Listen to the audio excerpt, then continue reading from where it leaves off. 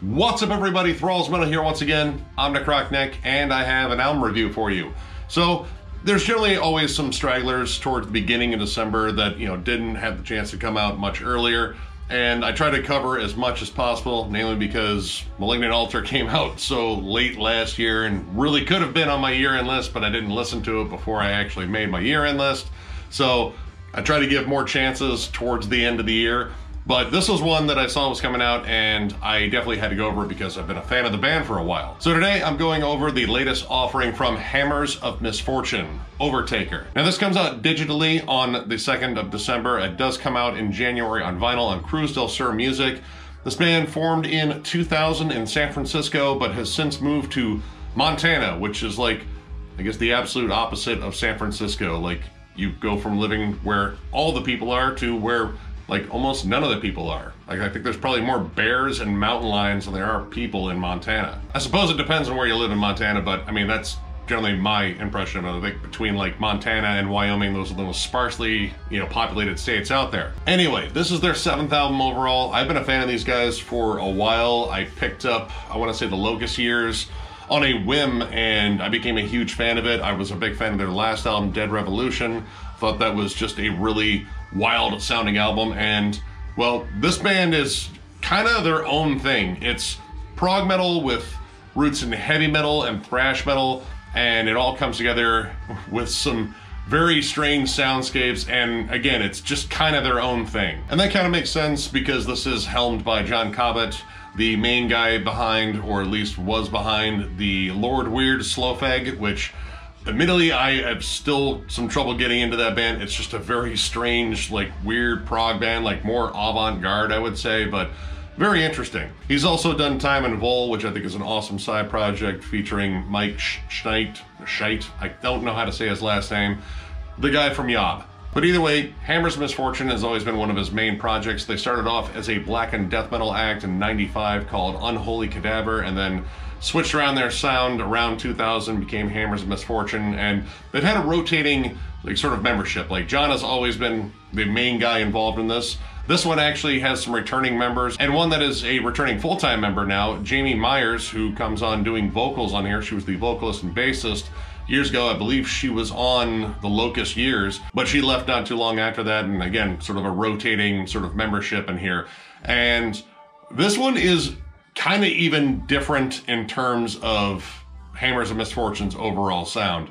They've always been this weird blend of different things. Like you get like vocal harmonies that almost feel like a nightmarish rendition of like, 60s pop occasionally, and weird prog rock like Yes and like Gentle Giant. But those are generally contrasted by ferociously heavy guitars, like classic heavy metal harmonies, and like really driving percussion. And the drums and percussion definitely got a bit of an uptick in here in terms of intensity because they picked up Blake Anderson, formerly of Vector.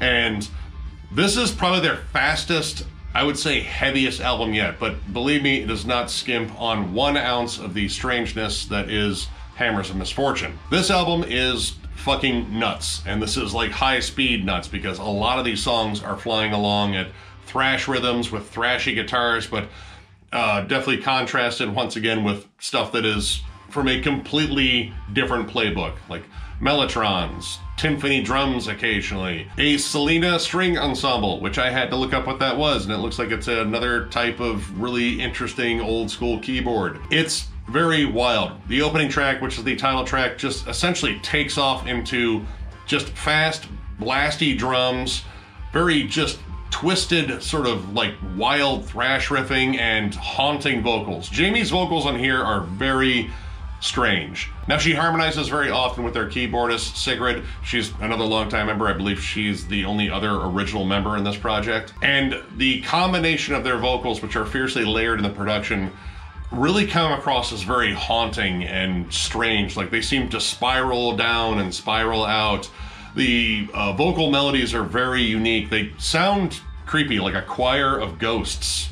But Jamie flipping back between like her haunting croons and wails to some really creepy harsh vocals. Like they're not like super powerful, but the way she delivers them, like generally at the end of a vocal line, they're very creepy and just unsettling. But this song fucking flies, squeezes in this very creepy, doomy breakdown, which breakdowns in here are intermittent. Like, this album kind of keeps its foot on the gas for the most part, but when they do a breakdown, generally it has a very different sort of flavor to it, and generally the whole vibe of this album is maddening. It's unsettling. I would say this sounds like a combination of Voivod and Disney scoring someone's nervous breakdown. Like, it's just fucking nuts. If this album actually got in trouble for killing someone, it could plead insanity. I would totally fucking believe it. I'm actually listening to Dead Revolution right now in the background, and it almost sounds like a completely different band. Like, even the riff structure is different. I would say this is some of John's most wild guitar work. Like, it is so fast, furious, lots of shreddy leads, lots of just weird tapping melodies and heavy metal harmonies, but it's very angular, it's very aggressive too. Especially when you get down to a song like Ghost Hearts. The guitar work in this song is absolutely nuts. You have like tapping leads, you have just like shredding scales.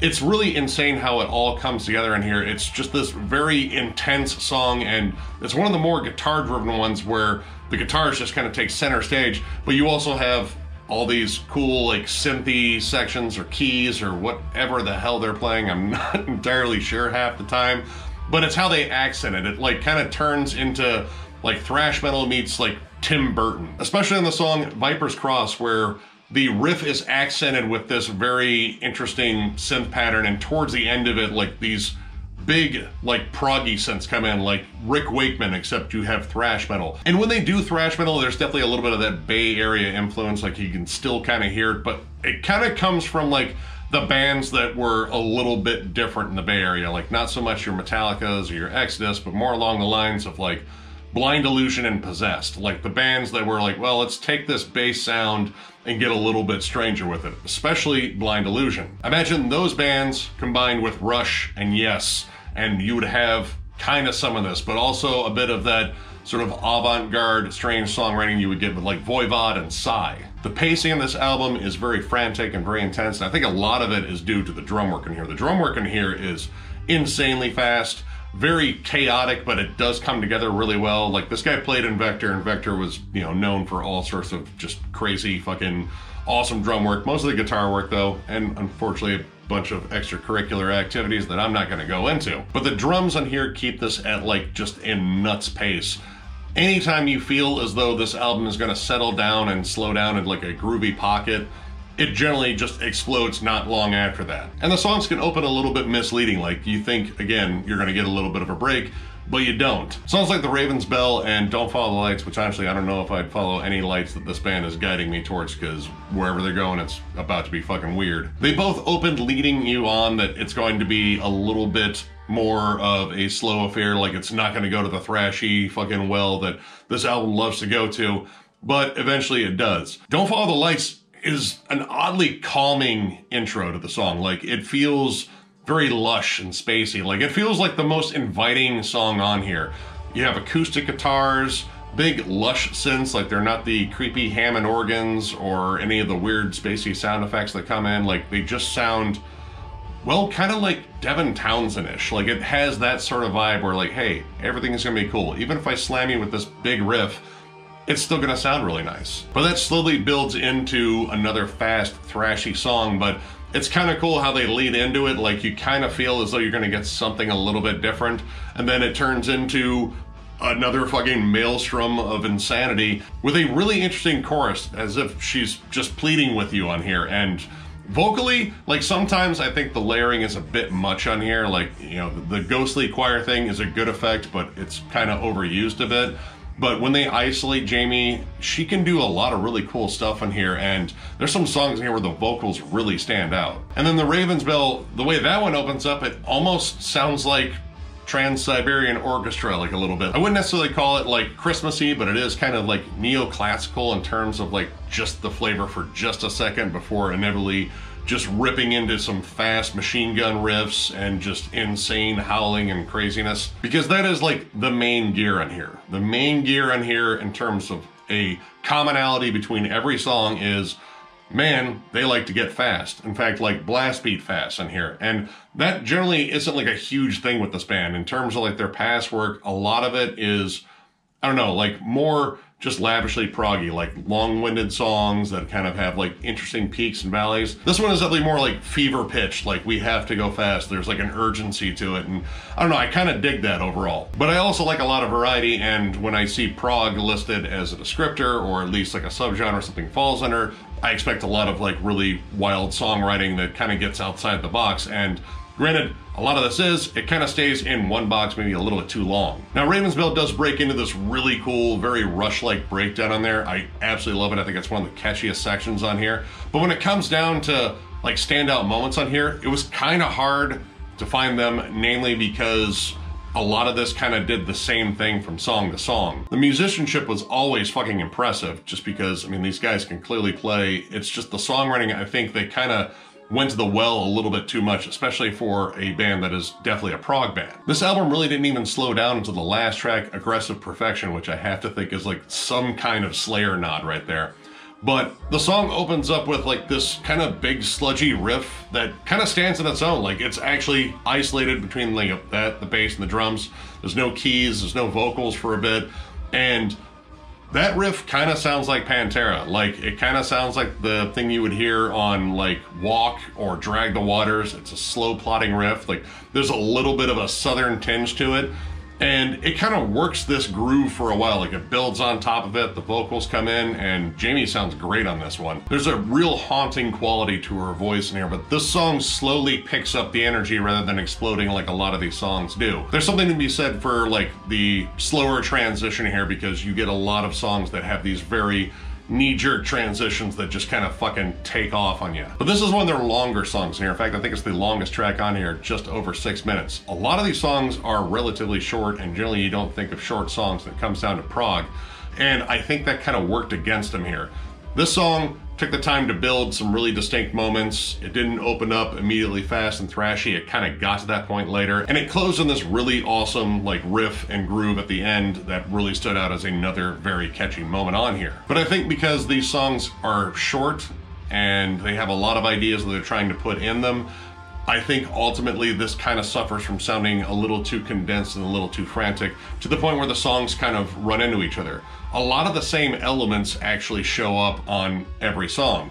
So there isn't that whole thing with a prog listen where you get like vastly different songs from one another. Most of these kind of have a similar mode, and I think, you know, maybe the idea was just write a very heavy, very fast, very frantic album, and they definitely did that, but the songs, the way they're kind of stacked on top of each other, they really don't stand out. And unfortunately, with all the cool musicianship and different kinds of instrumentation on here, they're kind of packed so tightly in terms of just the songs that there's not a lot of room to breathe. Honestly, it wasn't until Don't Follow the Lights where you actually got some sections that opened up a little bit. Since they slowed down, they weren't so busy with like frequently fucking, you know, chugging guitars and such, that you actually got to hear a little bit more of the production and a little bit more of the instrumentation. But because a lot of this is going at Mach 10 like a good chunk of the time, it kind of gets muddied up. And that really isn't like to say anything about the production. I think the production here is really good. It's mixed and separated really well. It's just very busy. Then there's some songs in here where they just feel kind of disjointed. Like sometimes the guitar work, being as thrashy and aggressive as it is, feels kind of separated from the weird proggy synths and moogs and such that are on here, that it just feels like everyone was kind of writing their own song and then just kind of came together and was like, well, let's see if we can get this to fit. And while I like the vocals on here, both Jamie's and Sigrid, they harmonize really well. And you also have some guest vocalists on here. You have Brooks Wilson from Crip Sermon doing vocals on one of the tracks, and on two of the tracks you have Mike Scalzi, who is actually a member or a former member of the Lord Weird Slow Fag. But often all the layers kind of get to be a bit much, and the vocal passages and the vocal hooks themselves aren't necessarily the most contemporary ones. Like, you don't have a lot of like big hooky vocal sections. They're all very strange and kind of insane. Like, again, they kind of sound like they're spiraling out or just, you know, crying in the distance and wailing. It's very, again, like kind of a strangely cathartic listen. But there are times in here where there are some great melodies that there needs to be like a good vocal hook on top of them. But overall, I thought this was a really interesting listen, and I think one that stands out in their discography as being even different from their wildly different stuff that they write. So overall, I'm gonna give this 3 stars. Even with the issues I had with it, I think this is some wildly creative music, and it's really fun to listen to. It's kind of unpredictable. It's that whole sort of like juxtaposed thing about this album. Like, you have that weird proggy side, you have this thrashy side that's absolutely nuts. And when it comes together really well. And even when it doesn't, it still provides something very unique. Like, it kind of has that Voivod-like charm to it. In general, I just like what this band does, but I will admit I like their past efforts a little bit more. I feel like this is just another interesting turn in their career in terms of experimenting further, because this band is all about experimenting. But if you like your thrash proggy or your prog thrashy, or you just like weird music in general, definitely check this band out. Again, this is kind of a hard band to compare to a lot of other bands out there, but I'd say if you're a fan of Voivod or Psy, like, you kind of got your foot in the door there, so definitely check them out. So if you enjoyed this review, give it a thumbs up. If you are new to the channel, subscribe, because we do stuff like this all the time. We are also on Patreon if you'd like to help us out there. There's a link down below to thrallsmetal.com. We have shirts for sale there. Our Patreon link is there. And right now on Patreon, we have another poll going. Miller's pick has been decided by our patrons. So next up for our patrons, Shredlord. So if our patrons have not got on that poll yet, get on there, make your vote. There are 4 really awesome choices on there, and we need a winner. And also, Denver Death Fest will be taking place from 4/20 to 4/22 next year in Denver, Colorado, because that is where Denver is. And we will be making an announcement about the full lineup, or at least most of the lineup, come the new year. So I'm actually excited to hear that, because I don't know every band that's on there, because again, I've kind of kept myself out of the loop so I can keep doing this stuff.